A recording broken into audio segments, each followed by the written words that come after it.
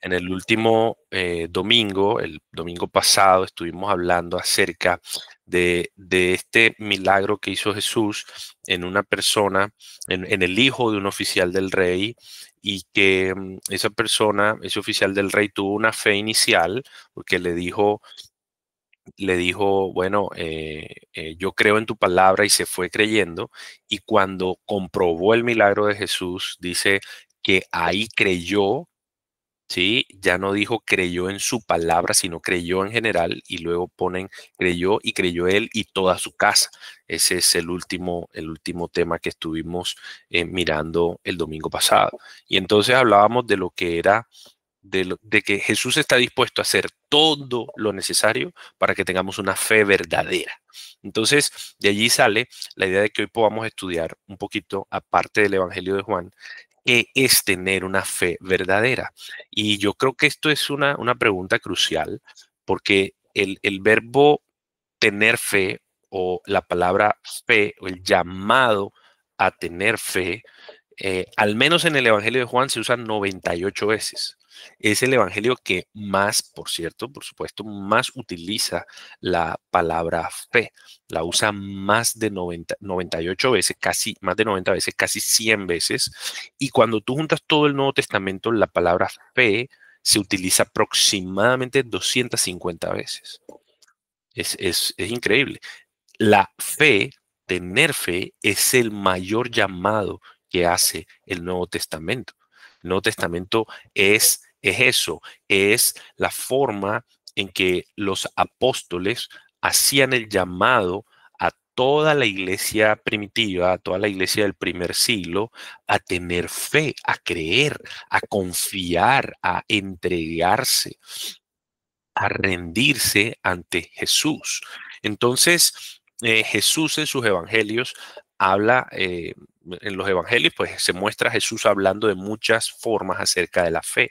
Yo no voy a darles pasajes para no, digamos, como demorarnos mucho allí, pero les voy a leer varias formas en que Jesús se refiere a tener fe y lo que implica tener fe.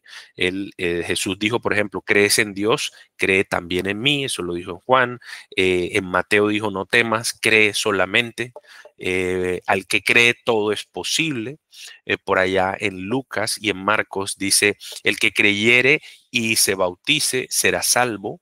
Fíjate, todo el que cree, miren Juan, cuando habla en Juan 3 dice, todo el que cree, para que todo aquel que cree no se pierda, mas tenga vida eterna, para que todo el que cree, el que me oye y cree en mis palabras, tiene vida eterna. El que cree en mí, aunque esté muerto, vivirá. No seas incrédulo, y eso lo vimos el domingo pasado cuando hablábamos de Tomás. No seas incrédulo, sino creyente. Cuando Tomás le decía, yo tengo que meter mi dedo en los orificios de tus manos y de tus pies y la mano en el costado. Entonces Jesús se le aparece y le dice, no seas incrédulo, sino creyente.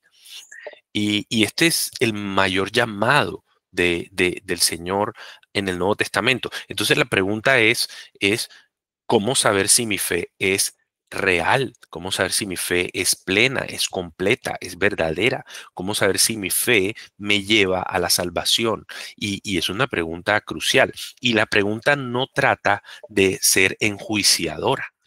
Yo lo que les quiero compartir hoy no es como tú no crees, para nada, para nada. Y yo quiero usar la misma Biblia para que ustedes vean la necesidad de hacerse esta pregunta. Esta es una pregunta válida, es una pregunta prudente, es una pregunta sabia. Preguntarse si mi fe es una fe verdadera. Y yo voy a compartir aquí la Biblia inmediatamente porque quiero que busquemos en la segunda carta a los Corintios.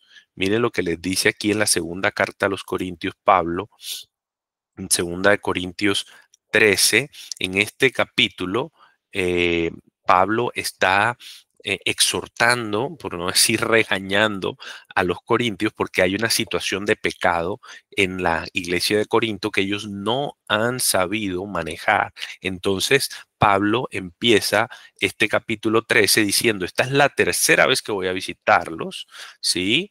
Y les dice, y si voy otra vez, no seré indulgente, como quien dice, esta vez voy a ir y los voy realmente a disciplinar, porque lo que está pasando allá no es correcto y yo necesito corregir las cosas que están ocurriendo en Corinto. Y miren en el versículo 5 el llamado que le hace a los que están, a los creyentes, porque les manda una carta es a la iglesia de Corinto, a los creyentes de Corinto. Les dice en el versículo 5, 2 Corintios 13:5, pónganse a prueba para ver si están en la fe. Examínense a sí mismos. Esto es un llamado prudente y que Pablo lo hizo con la iglesia de Corinto. Como quien dice, venga, revísense a ver si su forma de vida, si la forma en la que están creyendo es la forma adecuada o no es la forma adecuada. Y miren lo que dice, o no se reconocen a ustedes mismos de que Jesucristo está en ustedes a menos de que en verdad no pasen la prueba. Dice, claro, si ustedes tienen que someterse a prueba para que ustedes reconozcan que Cristo está en ustedes, entonces háganlo. Pónganse a prueba. En el versículo 5, al principio es lo primero que dice, pónganse a prueba para ver si están en la fe. Y entonces, ¿cómo saber? Esto nos, aquí Pablo no los está culpando, no los está desalentando, no les está dando un mensaje de desesperanza, sino todo lo contrario. Les está diciendo, pruébense para que ustedes mismos se convenzan de que ustedes están en la fe, de que ustedes creen lo correcto. Y allí quiero llevarlos también al Antiguo Testamento, porque David en el Salmo 139 también nos muestra cómo él le clama al Señor, cómo él le clama al Señor hacia el final del Salmo 139, que por cierto, los que no sepan o no recuerden, nosotros estudiamos el Salmo 139 hace ya unos meses y fue de mucha bendición encontrar todas las verdades que hay en el Salmo 139. Y miren cómo termina. El Salmo 139, versículos 23 y 24, el mismo David le dice, escudriñame, búscame, rebúscame adentro y conoce mi corazón.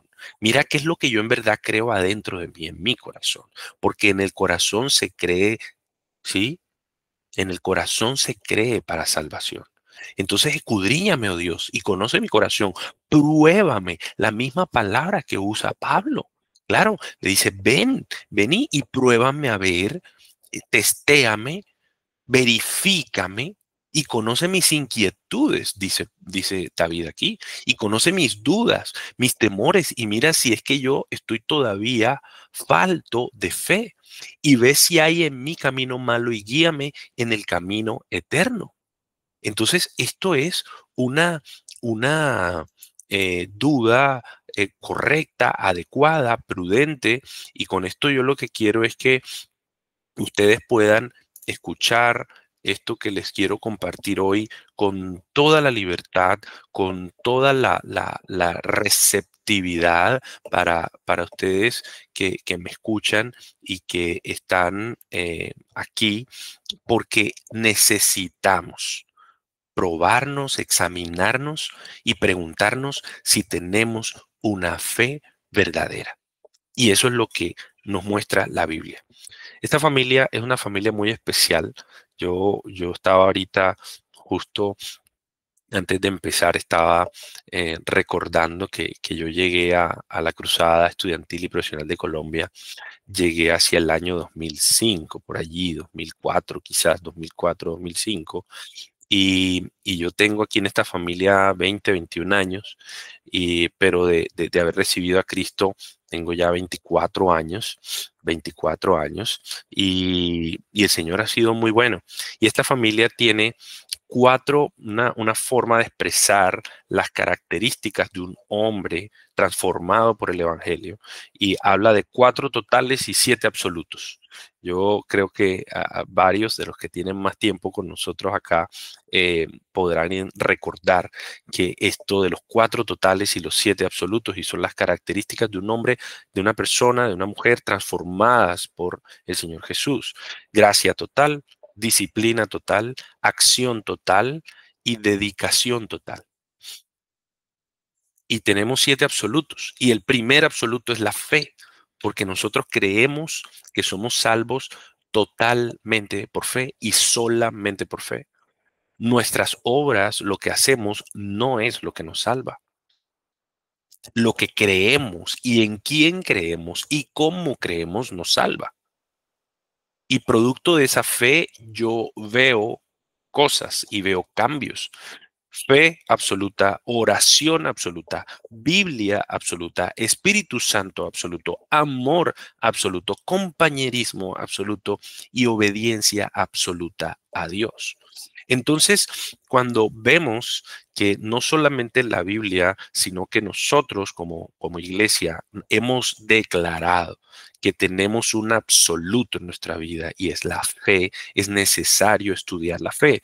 ¿Cómo ilustra Cristo la fe verdadera? Empecemos ya ahí en el Evangelio de Juan, que es el libro que hemos venido estudiando sistemáticamente, y miren cómo en el capítulo 1, recuerden que Juan escribe a los que le recibieron, a los que creen en su nombre, les dio la potestad de ser hechos hijos de Dios. Así que ahí ya Juan, ahí establece una relación muy estrecha entre la fe y ser adoptados como hijos de Dios. ¿Sí? Así que si tú crees con una fe verdadera, tú eres adoptado como hijo de Dios.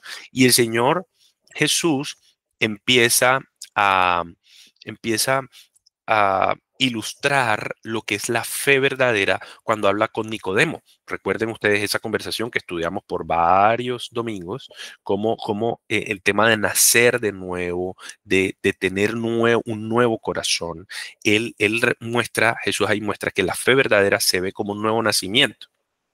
Luego, en el capítulo 4, con la mujer samaritana, Jesús habla de que tener fe verdadera es como tener una fuente de agua viva que salta para vida eterna. Y lo vimos en la mujer samaritana. La mujer samaritana tuvo su encuentro con Jesús y salió corriendo a hablar con la gente del pueblo y básicamente todo el pueblo de Sicar, toda esa ciudad, de todo ese pueblo, perdón, de Samaria, se convirtió.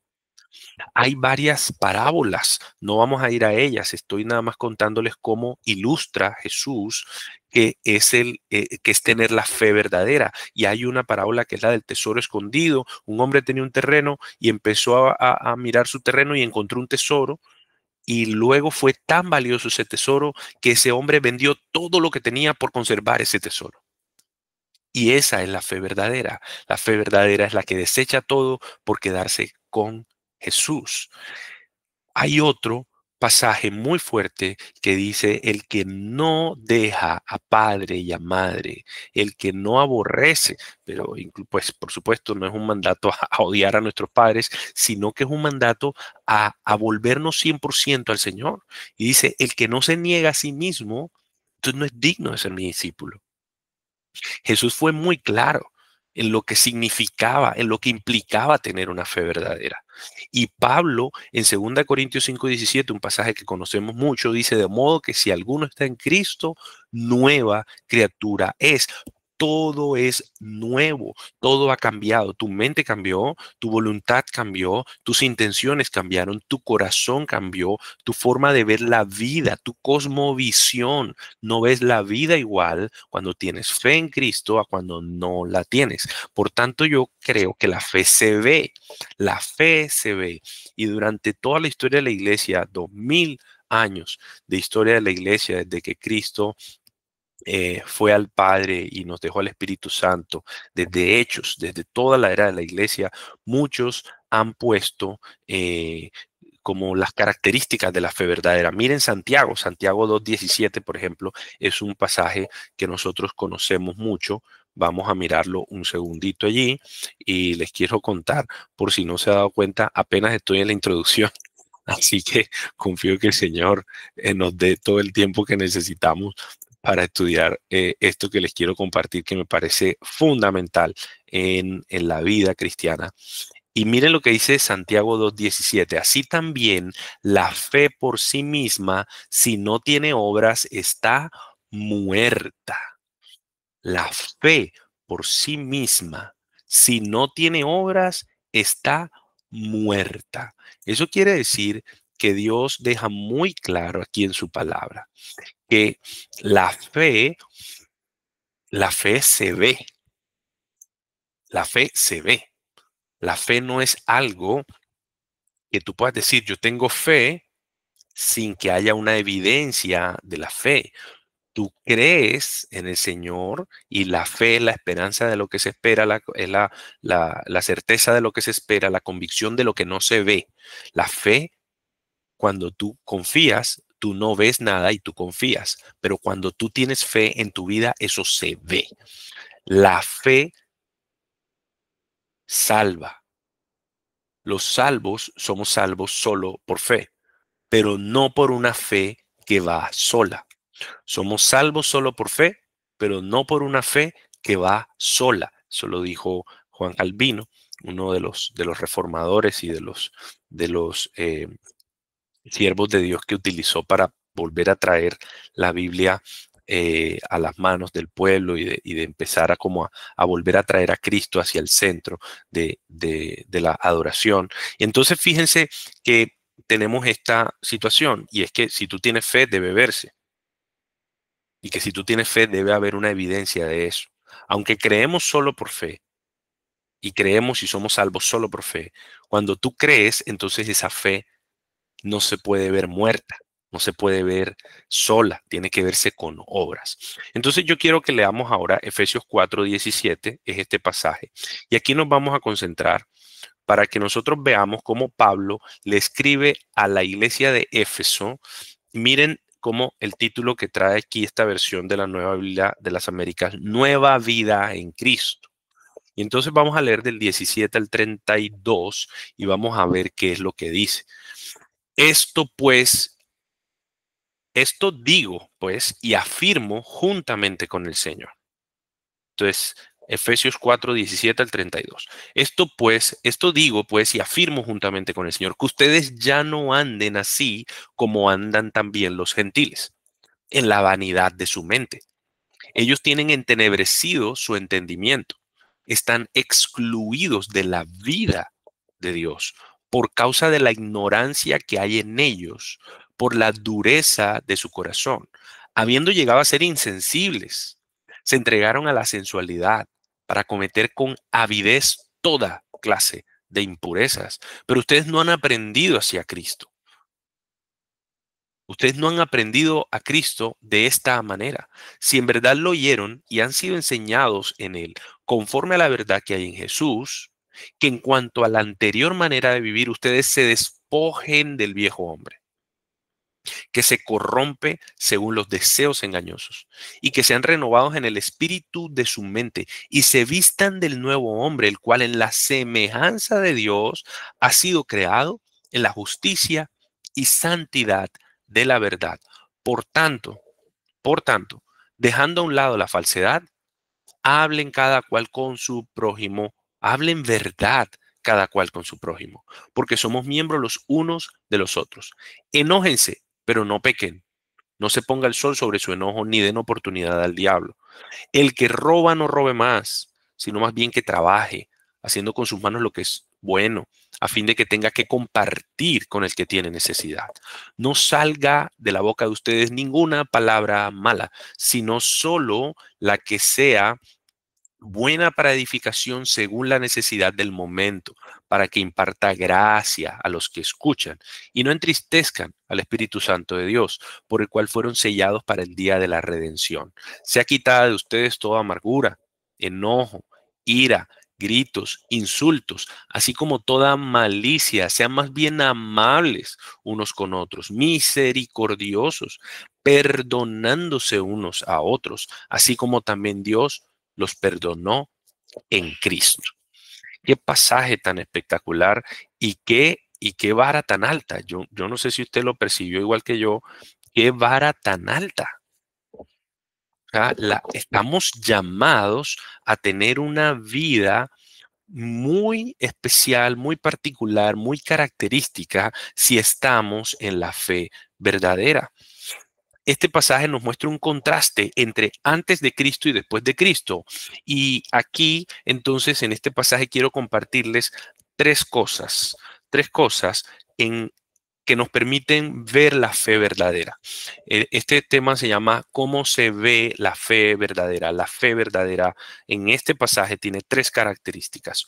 Uno, la fe verdadera se ve como un cambio no opcional. Hay un cambio que debe verse en tu vida y que no es una opción. No es que de pronto cambio, de pronto sí, de pronto no. Es un cambio no opcional. Segundo, la fe verdadera se ve cuando aprendes a Cristo, cuando aprendes a Cristo. Y tercero, la fe verdadera se ve cuando me despojo del viejo hombre. Entonces, en esos tres puntos vamos a compartir cómo se ve la fe verdadera. Y miren esto que dice Pablo aquí. Esto digo pues y afirmo juntamente con el Señor, que ustedes ya no anden así como andan también los gentiles. Ahí hay un cambio y ese cambio no es opcional. Si ustedes miran la gramática de este versículo, dice que ustedes ya no anden. Eso es un imperativo, es una orden, como cuando yo le digo a mi hijo Samuel, recoge las sandalias que dejaste aquí en la sala. Inmediatamente mi hijo sabe que esto es una orden y que no tiene una opción. Él no tiene la opción de decir, papá, yo no las voy a recoger. No, le estoy dando la orden. Y aquí Pablo, en el nombre del Señor, porque mire lo que dice, o sea, Pablo es tan cuidadoso en la forma en cómo lo escribe, que dice, esto pues, esto digo, está diciendo, yo se los digo y afirmo juntamente con el Señor. O sea, está tratando de poner la orden, el mandato tan claro que digan que nadie hoy, 2000 años después, pueda decir, no, es que Pablo aquí, eso fueron palabras de Pablo, es que Pablo quería darnos una recomendación y entonces nos puso allí un mandato, pero es que es Pablo, no.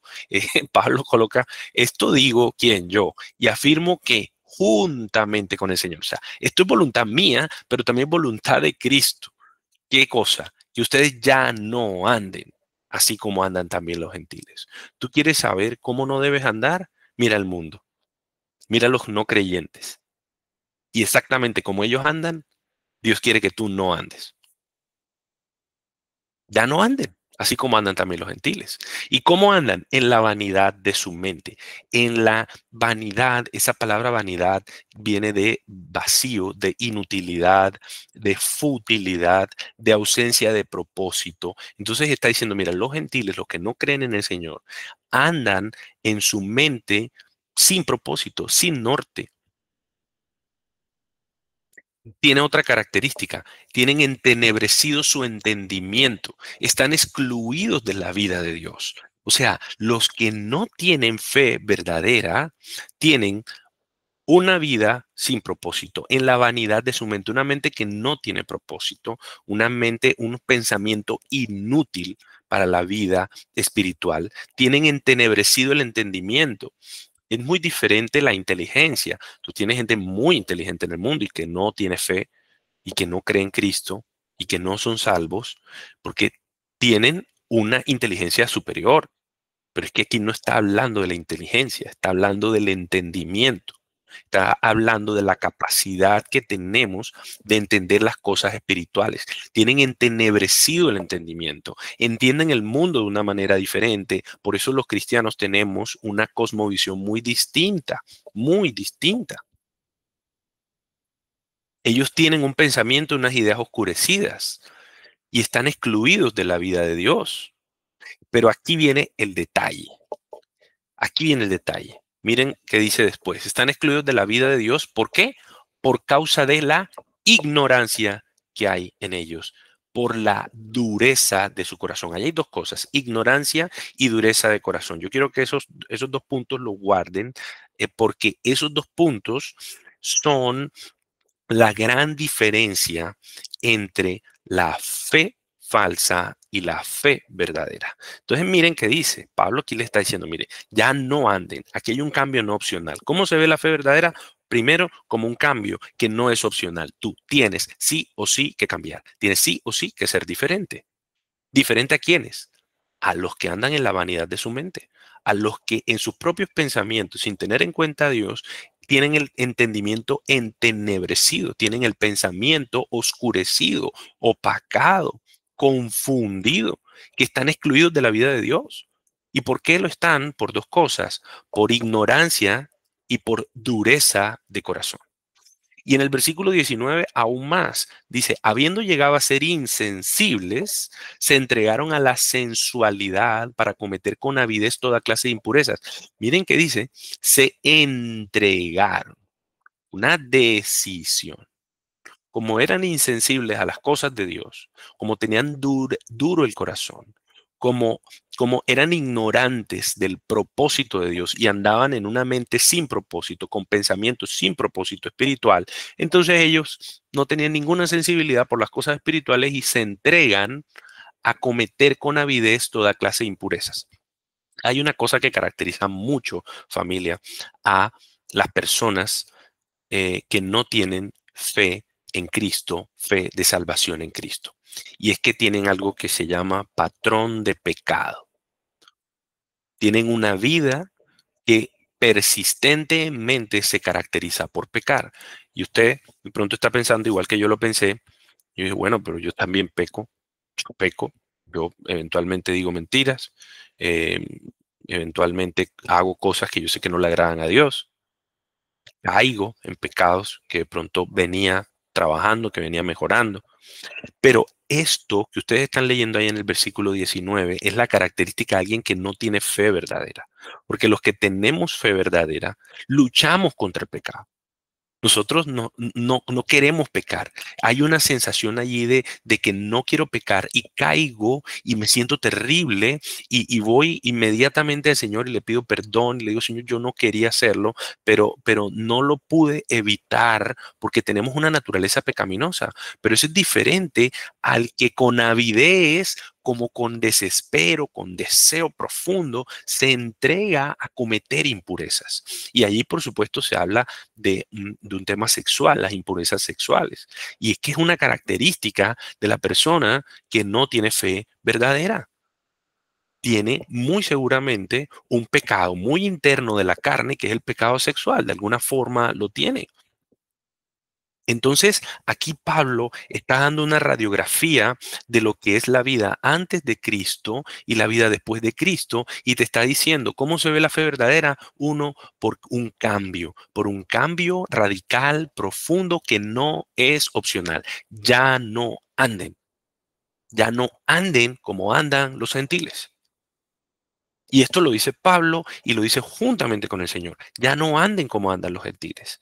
Ahora, los gentiles tienen ignorancia y tienen dureza de corazón. Y eso es lo que no debe caracterizar a un hijo de Dios. Un hijo de Dios no debe tener una conducta de vida caracterizada por el pecado, por un pecado repetitivo, persistente, por un patrón de pecado y que tú no te sientes mal pecando. Cuando tú te sientes incómodo con el pecado que cometes, allí tú empiezas a mostrar que tú no eres insensible, que tu entendimiento ya no está entenebrecido y que a ti no te agrada, tú no puedes mantenerte cometiendo ese mismo patrón de pecado. Y en el 20 empieza Pablo a describir entonces cómo se ve la fe verdadera ahora en términos de aprender a Cristo. Y miren lo que dice en el versículo 20, pero ustedes no han aprendido a Cristo de esta manera. Entonces fíjense el contraste. ¿Por qué un gentil, que aquí gentiles en ese momento se referían eran los que no tenían a Cristo en su corazón y para hoy ya no le llamamos gentiles, pero le llamamos no creyentes? ¿Por qué para los no creyentes la vida de pecado era característica, el patrón de pecado, la insensibilidad, el entendimiento entenebrecido? ¿Por qué? Porque eran ignorantes y porque eran duros de corazón. Les dije que guardaran esas dos cositas allí, porque miren lo que dice Pablo ahora acerca de los que tenemos fe verdadera. Pero ustedes no han aprendido a Cristo. O sea, que cuando tú aprendes algo es porque tú ahora conoces algo, porque hay una información que ha venido a ti y ya tú la conoces y ya tú la tienes y tú tienes entonces ahora conocimiento, aprendizaje, y eso es muy diferente a un no creyente. Entonces, el segundo punto de una fe verdadera, ¿cómo se ve una fe verdadera? Porque yo aprendo a Cristo. Yo aprendo a Cristo. Mi fe real se ve porque yo aprendo a Cristo. Miren que dice el 20, pero ustedes no han aprendido a Cristo de esta manera. Si en verdad lo oyeron y han sido enseñados en él, conforme a la verdad que hay en Jesús, entonces él va a empezar ahora a describir cómo se ve la vida de una persona con fe verdadera. Miren esto, qué interesante los componentes que pone ahí Pablo. Aprender a Cristo, oírlo, pero que en verdad. Y enseñados, ¿en qué? En verdad. Entonces, quiero recordarles o contarles si no lo saben que en nuestra familia enseñamos las 5 vías de alimentación. Y es básicamente lo que Pablo está haciendo allí. Pablo está diciendo, tú tienes que aprender a Cristo. ¿Cómo? Oyendo, siendo enseñados en Cristo. ¿En qué? En la verdad. O sea que tú tienes que oír la verdad, que tú tienes que leer la verdad, que tú tienes que meditar la verdad, que tú tienes que memorizar la verdad y que tú tienes que estudiar la verdad. Si un no creyente se caracteriza por la ignorancia, tú no puedes ser ignorante. No puedes ser ignorante en qué, no puedes ser ignorante en la verdad de Cristo. Tú necesitas entender la verdad de Cristo, conocer la verdad de Cristo, memorizarla, estudiarla.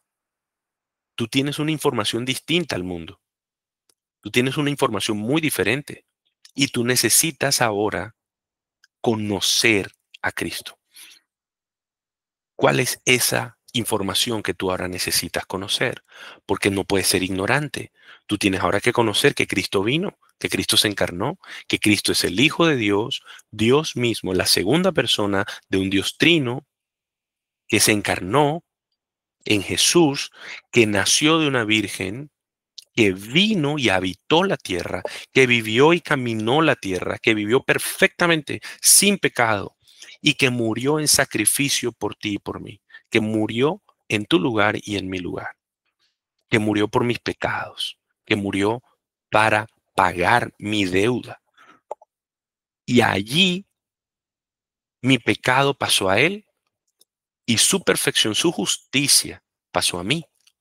Y ahora Dios me ve a mí como si fuera Cristo. Y por eso la Biblia siempre habla en Cristo.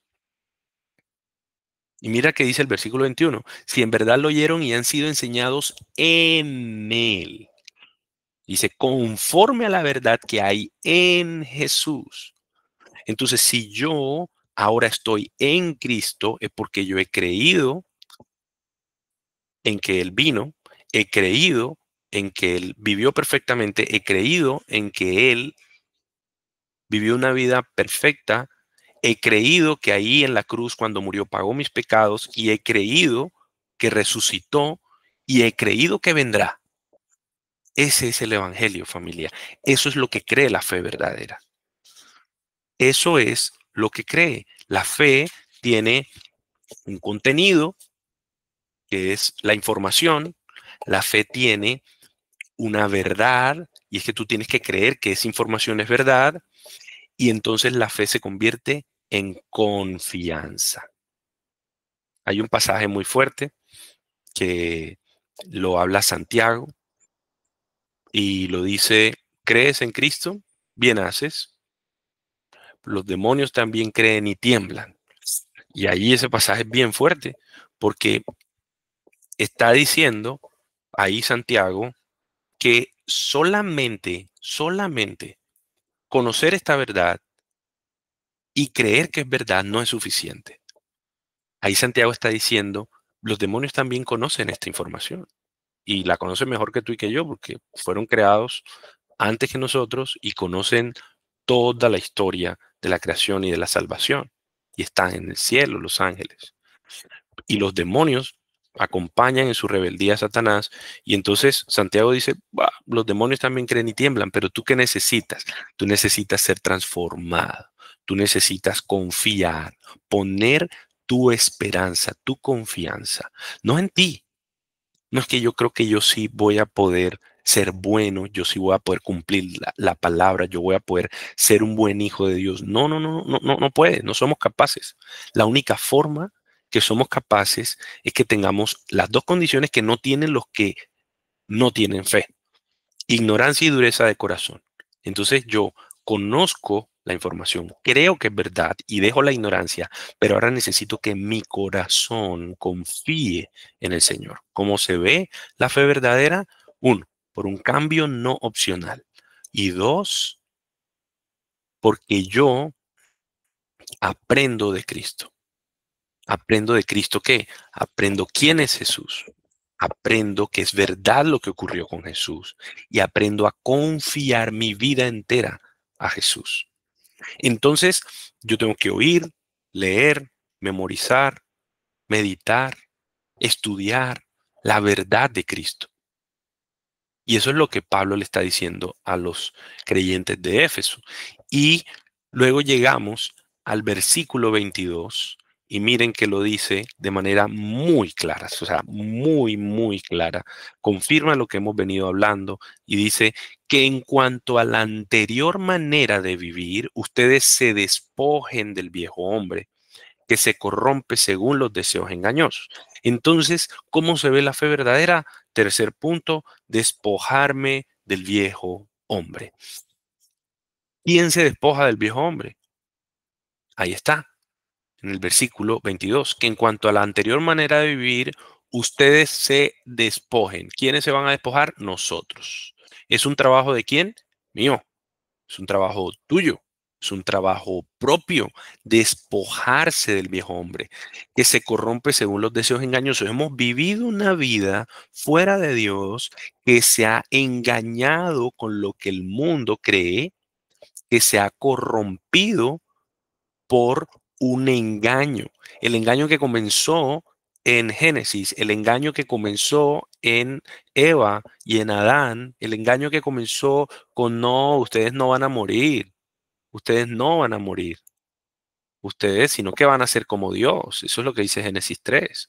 Entonces, esa vida dañada por los deseos engañosos del pecado necesita ser despojada. Yo necesito despojar. Dios te da fe para creer que te puedes despojar. Dios te da fe para creer que eso puede ser perdonado, tu vida anterior, pero yo trabajo mi salvación. Yo me despojo, ¿sí? Me despojo de lo que antes creía. Y en el versículo 23 que dice, y que sean renovados en el espíritu de su mente. Y el 24 dice, y se vistan del nuevo hombre. Y se vistan de nuevo. O sea, yo tengo que hacer dos cosas. Yo no solo tengo que despojarme, sino que ahora yo tengo que vestirme. ¿De quién? De Dios. Vestirme de Cristo. Vestirme de Jesús. Si he aprendido a Jesús, si he oído, memorizado, estudiado,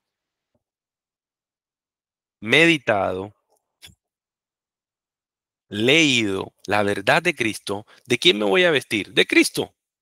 Me voy a vestir de su carácter, me voy a vestir de sus decisiones, me voy a vestir, ya vamos a leerlo, de su santidad, me voy a vestir de todo lo que significa ser Cristo. Pablo lo dijo, hasta que lleguemos a la estatura de la plenitud de Cristo, a un varón perfecto sin mancha. Entonces resulta que el Señor, y lo hemos leído antes, te escogió desde antes de la fundación del tiempo. Te escogió, te llamó en Cristo y tú escuchaste su llamado, Él regeneró tu corazón, tuviste un nuevo nacimiento, cambiaste radicalmente y ahora crees. Ahora crees. Entonces ahora crees ¿en qué? En que Jesús es Hijo de Dios, en todo el Evangelio crees en que Él murió por ti, en que Él perdona tus pecados, en que en Él hay perdón, en que ya no estás separado de Dios. Y entonces confías y tu vida se transforma. Entonces tú estás ahora en lo que se llama el proceso de santificación. Entonces, miren, ¿qué dice? El versículo 23, sean renovados en el espíritu de su mente. Entonces tú necesitas ahora la mente que estaba engañada, entenebrecida, ahora tiene que ser renovada. Ya el Señor hizo un corazón nuevo, quitó el corazón de piedra, puso un corazón de carne, un corazón sensible a su voz, sensible a su palabra, sensible a una vida de pecado. Ya tú no te hallas, ya no estás cómodo haciendo lo que haces. Y entonces ahora el Señor quiere transformarte y estás en ese proceso de ser transformado, de que tu mente sea renovada. Y entonces ya tú tienes que despojarte del viejo hombre y vestirte del nuevo hombre. Mira lo que dice el 24. Y se vistan del nuevo hombre. ¿Quiénes se van a vestir? Nosotros. Es nuestro trabajo despojarnos del viejo hombre y vestirnos del nuevo hombre en la semejanza de Dios, con las características de Dios. Entonces tú dejas de hacer algo para hacer otra cosa. Entonces muchos dicen, pero es que yo no sé cómo lograr ser libre de esta atadura o de este pecado o de esta situación que me está apresando y que no he podido quitármele. Yo sé que no le agrada al Señor. Pues es que tú quieres dejar de hacer algo, pero el Señor te dice, deja de hacer algo para que hagas ahora otra cosa que estás haciendo para reemplazar eso que tú antes hacías. Entonces, fíjate que es despojarte del viejo hombre y vestirte del nuevo hombre. Deja de hacer algo para hacer otra cosa. Las 5 vías de alimentación que estás oyendo, deja de oír eso para ahora oír otra cosa. Que estabas leyendo, ahora lee otra cosa. Mis hijos están en una edad muy propicia para que ellos desde ya empiecen a escuchar el Evangelio y empiecen a escuchar qué es lo que el Señor ha hecho y conozcan a Jesús. Y me decidí.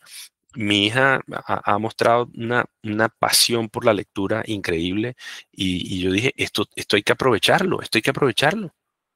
Entonces le compré el libro de Narnia, El león, la bruja y el ropero, y yo no sé si ustedes lo saben, ojalá si lo sepan, si no les cuento, el autor de ese libro es cristiano, C.S. Lewis, es un gran teólogo del siglo pasado, es un gran apologista y escribió esta historia fantástica pensando en Cristo, pensando en la salvación. Y el león Aslan es Cristo y Aslan muere en una mesa, la mesa se divide en dos, Aslan se da para salvar a los humanos, es toda una alegoría a la salvación. Y entonces yo le compré el libro a mi hija y le dije, quiero que leas este libro y que recuerdes que este libro habla de la salvación y de lo que Cristo hizo por nosotros.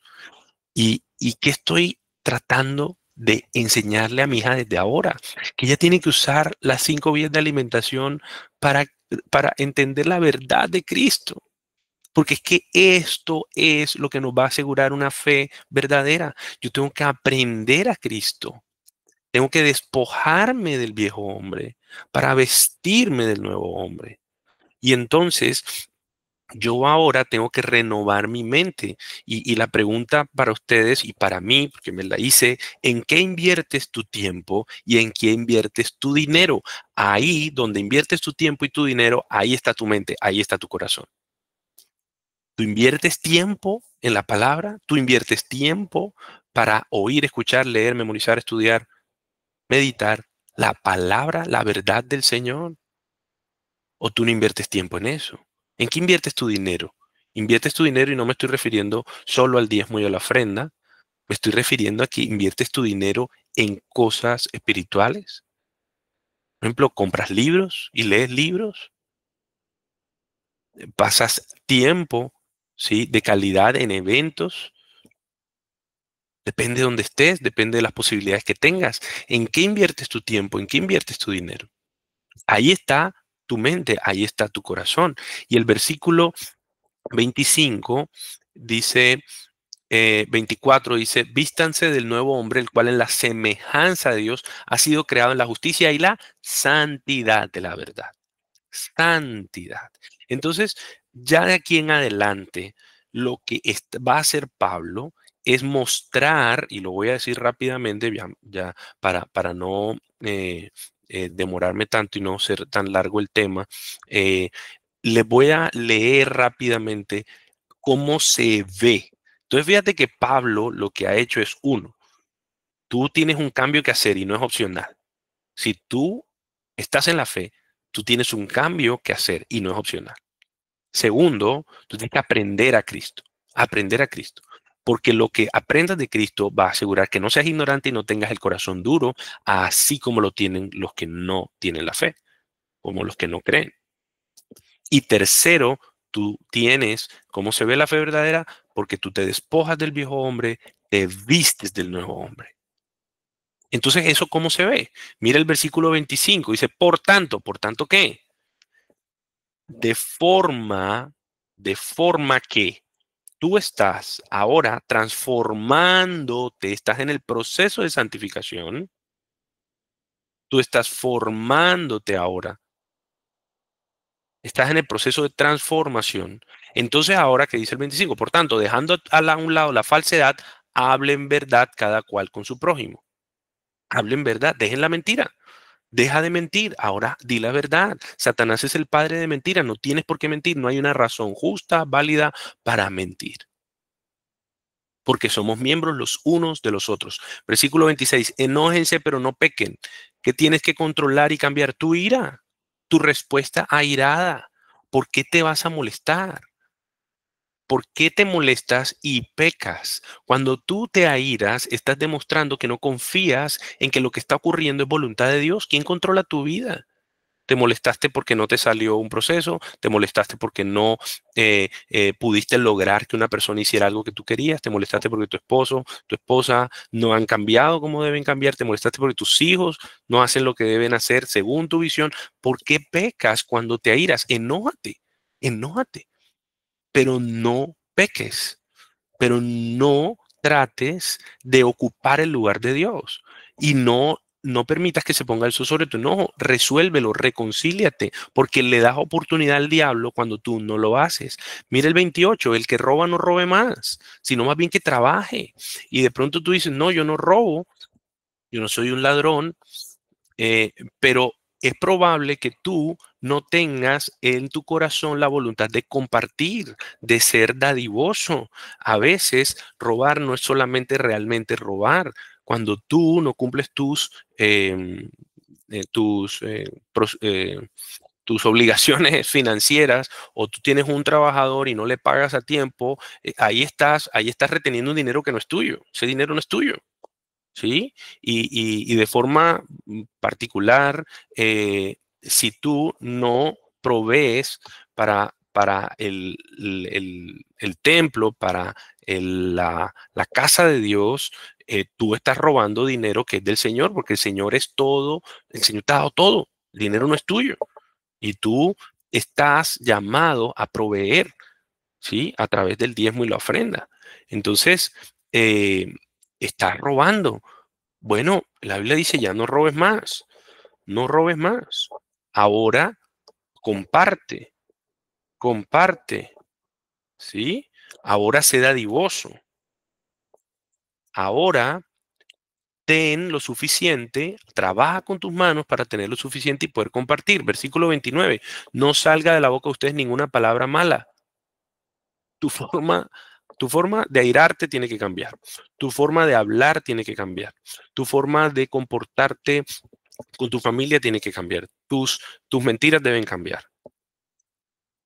Y cuando dice no salga de boca ustedes ninguna palabra mala, no se refiere solamente a palabras obscenas o a palabras groseras.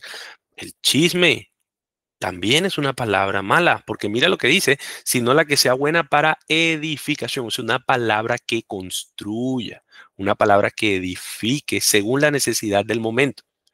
Para que imparta qué gracia, para que adorne, para que sea linda, para que la respuesta sea apacible, sea bondadosa, sea calmada, para que adorne, para que edifique. Mira que dice el 30, y no entristezcan al Espíritu Santo de Dios por el cual fueron sellados para el día de la redención.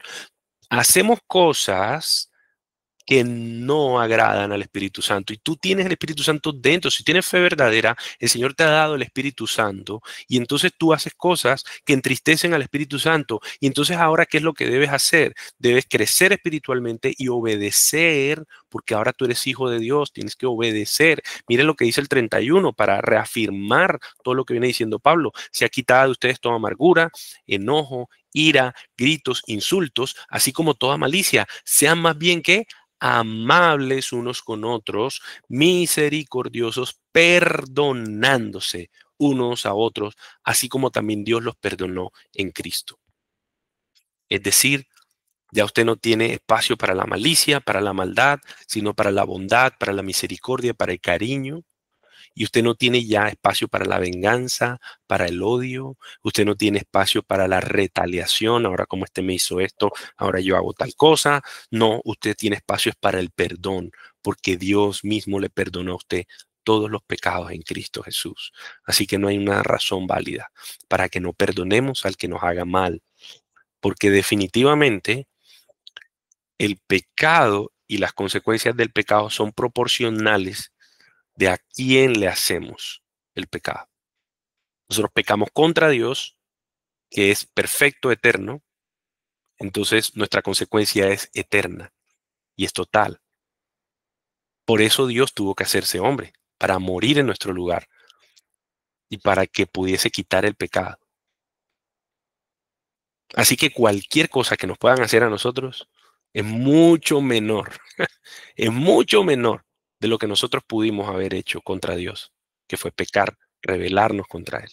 Y por eso aquí Pablo dice, así como también Dios los perdonó en Cristo. Familia, qué impresionante este texto y qué llamado tan fuerte a revisarnos, a examinarnos. Si tenemos una fe verdadera, tenemos un cambio que no es opcional.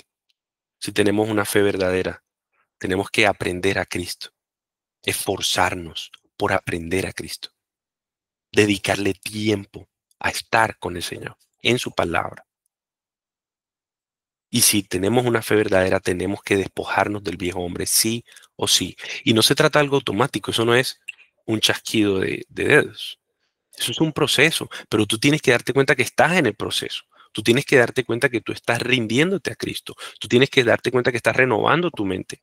Tú tienes que darte cuenta que tú ya no tienes un patrón de pecado como antes lo tenías y que ahora lo que tú intentas es tener un patrón de obediencia. No porque Dios te vaya a aceptar por ser obediente, es porque ya tú eres acepto en Cristo, que ahora tú quieres agradarle y tú quieres ser obediente. Eso es diferente, porque la salvación es solo por fe, pero no por una fe que viene sola, sino por una fe que tiene fruto. Todo esto que les dije, dejar la mentira, dejar la ira, no robar, hablar bien, no contristar al Espíritu Santo, no tener malicia, no tener venganza, perdonar, ¿qué es? Son los frutos del Espíritu Santo, familia. Amor, gozo, paz, paciencia, benignidad, bondad, fe, mansedumbre, dominio propio. Ahí están. Somos nuevas criaturas. ¿Has cambiado? Seguramente que sí. Seguramente sí. Con una fe verdadera seguramente hemos cambiado. ¿Y qué cosas no han cambiado? Ahí tienes que seguir trabajando. Trabaja en tu salvación. Despójate del viejo hombre y vístete del nuevo hombre, de Cristo. Trabaja por tu fe, que se vean los frutos. Es un proceso. Pídele a Dios tu fe. Pídele a Dios que aumente tu fe. Pídele a Dios que es una fe verdadera, una fe para salvación. Pídele a Dios tomar las decisiones que tienes que tomar. Pídele al Señor que tú necesitas despojarte en ciertas áreas de tu vida para entonces ser vestidos de Cristo en semejanza de Dios, en la verdad de Cristo. Vamos a orar, familia. Terminamos pidiéndole al Señor por todas estas verdades tan increíbles. Bendito Dios. Qué increíble es tu palabra, Señor. Qué impresionante es tu palabra. Cómo nos desnuda, Señor. Cómo tu palabra nos muestra la profunda necesidad que tenemos de ti. Ayúdanos, porque nuestro deseo es tener una fe verdadera. Nuestro deseo no es ir creyendo, Señor, de forma incompleta. Nuestro deseo, Señor, es poder decir como Tomás dijo, que dijo, Señor mío y Dios mío, cuando metió el dedo en los huecos de tu mano, cuando metió la mano en el costado. Nosotros queremos, Señor, creer. Queremos tener una fe real, completa. Nosotros queremos, Señor, cambiar, porque no es una opción. Nosotros somos transformados por el Dios Todopoderoso, por Cristo. Tenemos que ser diferentes. Queremos aprender de ti, queremos tener pasión, deseo, necesidad de aprender de ti. Y queremos despojarnos del viejo hombre y vestirnos del nuevo hombre. Enséñanos cada día a vestirnos, enséñanos cada día a dejar el viejo hombre y sus engaños y renovar nuestra mente y dejar de mentir, dejar de irarnos. Queremos ser dadivosos, no ser ladrones. Queremos hablar bien, hablar lo que edifique. Queremos, Señor, crecer espiritualmente, obedecerte. Queremos ser bondadosos, misericordiosos. Queremos perdonar. Queremos ser nuevas criaturas, Señor. Bendícenos, guárdanos y ayúdanos en este camino. Espíritu Santo de Dios, ayúdanos y pon en nosotros el querer y el hacer por tu buena voluntad, Señor. Gracias por tu palabra y que siga trabajando en nuestro corazón a diario. En el nombre de Jesús. Amén.